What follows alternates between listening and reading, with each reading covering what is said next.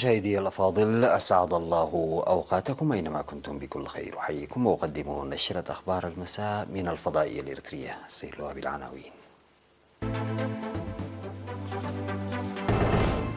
مهرجان إريتريا لعام 2023 من 13 إلى 20 من أغسطس.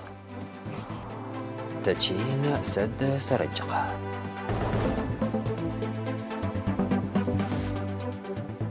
الإريتريون في النمسا يؤكدون المساهمة الوطنية.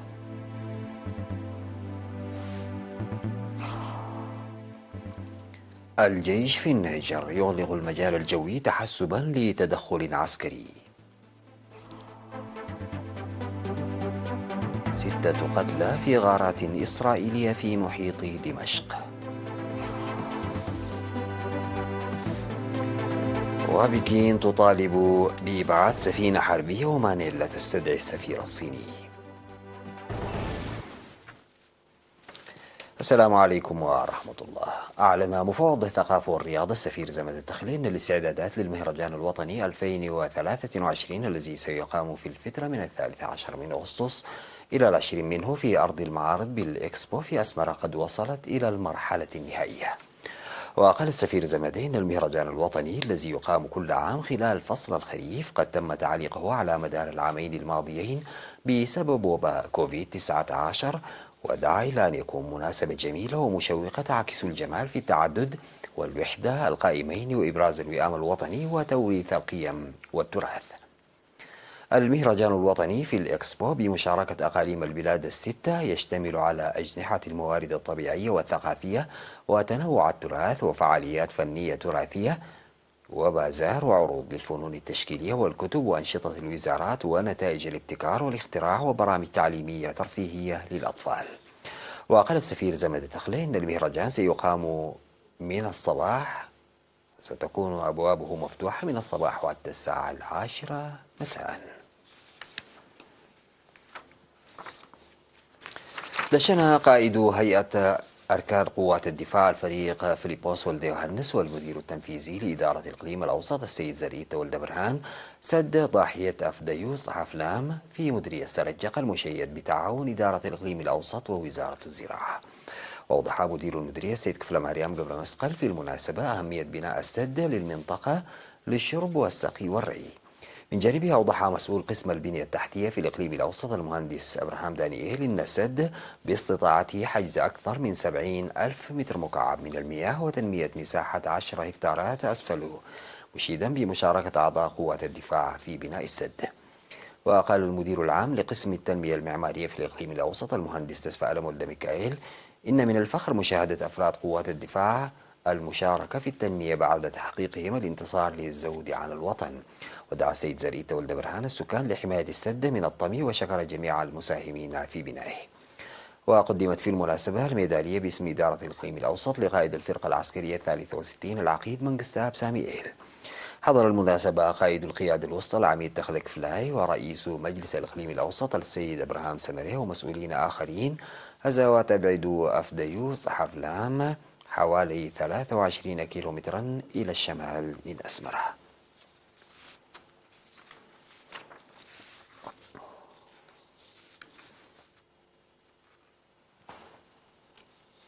أكد الإريتريون المقيمون في النمسا في سمينار عقد في فيينا يوم 5 من أغسطس على استعدادهم لتحمل المسؤوليات التي تضعها عليهم المرحلة. وقدم القنصل العام في فرانكفورت السيد كبراب تخسته ومسؤول الشؤون الجماهيرية والمجتمعية السيد كحساية ولده شرحا شاملا للوضع الحالي في البلاد والتطورات الإقليمية، فضلا عن المهام الجارية والتقدم في المجال الدبلوماسي. وقال السيد كبراب إن التنظيم الواعي والقوي هو السمة المميزة للجبهة الشعبية، وشدد على أهمية تقوية الصفوف في المرحلة الجديدة الواعدة، ودعا لإقامة اللجنة الوطنية الإريترية لتمتين الإريتريين في النمسا من تأطرهم وإنجاح برامج التنمية والتصدي. وذكر نائب رئيس الجالية الإريترية في النمسا السيد عقباي أبادي والقنصل الفخري في النمسا السيد سيوم قبر هيمانوت بضرورة إيلاء مثل هذه الندوات اهتماما كبيرا لأنها ترفع وعي المواطنين وتقوي روح التصدي، وأكدوا على العمل لضمان مشاركة ومساهمة المواطنين. تم مد خطوط مياه الشرب النظيفة في ضاحية رحيتة بمديرية جنوب دنكاليا بالتعاون مع القوات البحرية، القيادة الجنوبية وخبراء إدارة المديرية. وضح مدير المديرية السيد برهان مزقبي في مناسبة التدشين بذل الجهود لضمان حصول السكان عامة والمقيمين في المناطق الريفية النائية خاصة على الخدمات الاجتماعية الأساسية. وذكر منسق العمل الملازم مندر سمراء بأنه تم تركيب 32 كيلومترا من أنابيب المياه من فراش إلى رحيتة ورأس الدميرة وقحره وبوره، وإصلاح نقاط التوزيع بالإضافة إلى مد الأنابيب إلى المنازل. وأوضح سكان العمل يوسع من الخدمات ويسهل الحياة المعيشية.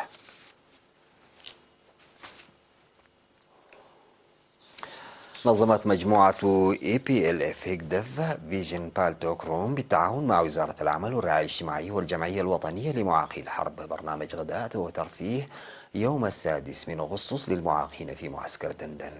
وقال السيد يوسف لايني أحد منسقي المجموعة المقيم في السويد: المجموعة تشكلت عام 2015 من قبل إريتريين حول العالم وجمعت نحو 500 ألف دولار حتى الآن لدعم معاقي الحرب. جانبه أشاد مسؤول فرع رعاية المعوقين في المعسكر في السيد يماني صقاي بأعضاء EPLF هيكدف فيجن بالتوك روم وغيرهم من الإريتريين المعنيين الذين يعيشون في الخارج لرعايتهم ودعمهم لإعادة تأهيل معاقي الحرب إلى جانب مساهماتهم في البرامج الوطنية.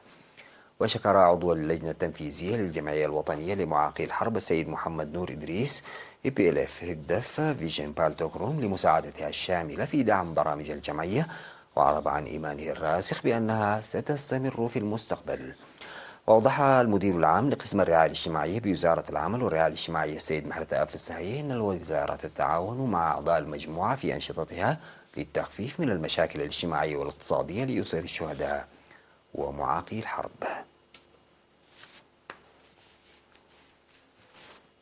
بعد الفاصل سادتي يعود بالأخبار الخارجية.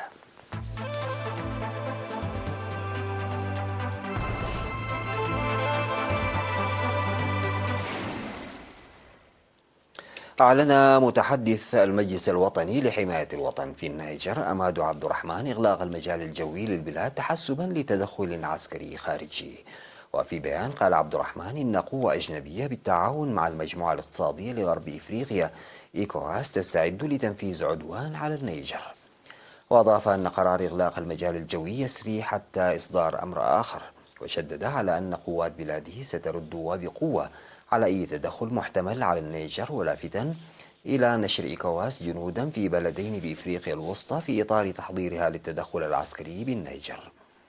وكانت إيكواس قد منحت المجلس العسكري في النيجر يوم 30 من يوليو مهلة 7 أيام من أجل الإفراج عن الرئيس بازوم وإعادته للحكم. وأكدت المجموعة الاقتصادية الإفريقية إيكواس أنها ستطرح كافة الخيارات بما فيها التدخل العسكري على الطاولة في حال لم يستجب الانقلابيون لمطالبها. في المقابل نقلت وكالة الصحافة الفرنسية عن الجيش في مالي أن وفدا رسميا من مالي وبوركينا فاسو أرسل للتضامن مع النيجر.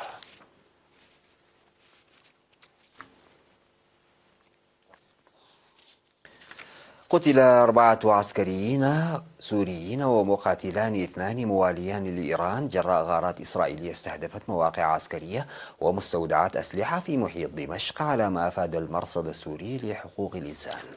وشنت إسرائيل خلال الأعوام الماضية مئات الضربات الجوية في سوريا طالت مواقع للجيش السوري وأهدافا إيرانية وأخرى لحزب الله اللبناني، بينها مستودعات أسلحة وذخائر في مناطق سورية عدة. وأورد المرصد السوري أن الغارات الإسرائيلية فجر الاثنين طالت مواقع عسكرية ومستودعات يتواجد فيها مقاتلون موالون لإيران في محيط مطار دمشق العسكري، فضلا عن منطقة مطار الدماس ومحيط الكسوة قرب العاصمة السورية. وأكدت وزارة الدفاع السورية مقتل 4 عسكريين سوريين وإصابة 4 آخرين بجروح، وفق ما نقلت وكالة الأنباء السورية الرسمية سانا عن مصدر عسكري.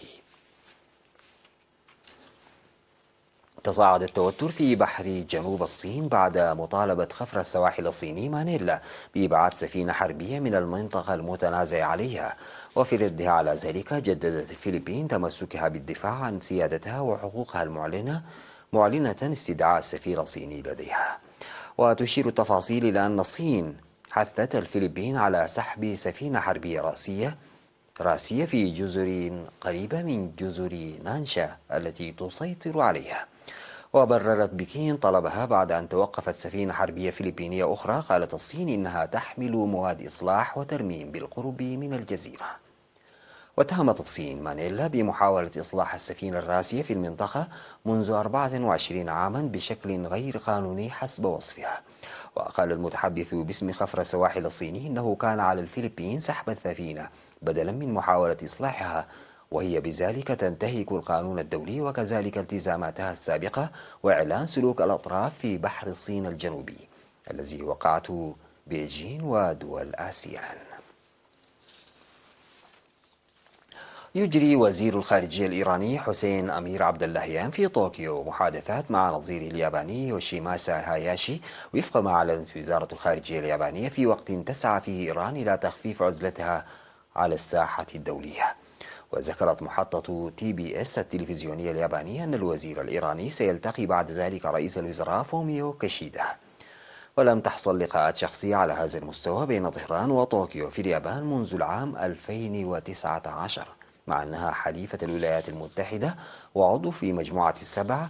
تقيم اليابان علاقات ودية مع إيران رغم العقوبات الاقتصادية التي أعادت الولايات المتحدة فرضها على طهران اعتبارا من العام 2018 بعد انسحاب واشنطن الأحادي من الاتفاق بشأن البرنامج النووي للجمهورية الإسلامية. ويتوقع أن تدعو اليابان إيران مجددا إلى التوقف عن إرسال أسلحة إلى روسيا، على ما أوضحت محطة TBS نقلا عن مصادر حكومية يابانية عدة.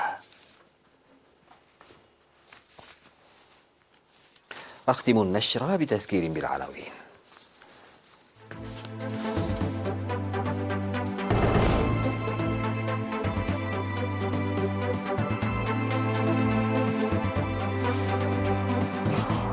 تدشين سد سرجقة.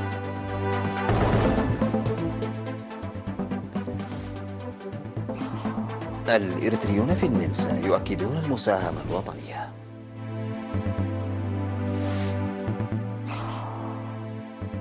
الجيش في النيجر يغلق المجال الجوي تحسبا لتدخل عسكري.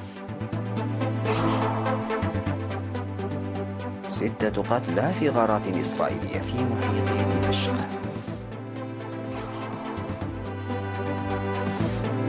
وبيجين تطالب بإبعاد سفينة حربية ومانيلا تستدعي السفير الصيني. انتهت نشرة أخبار المساء قدمتها لحضراتكم من الفضائية الإثنين. شكرا لمتابعتكم، والسلام عليكم ورحمة الله تعالى وبركاته.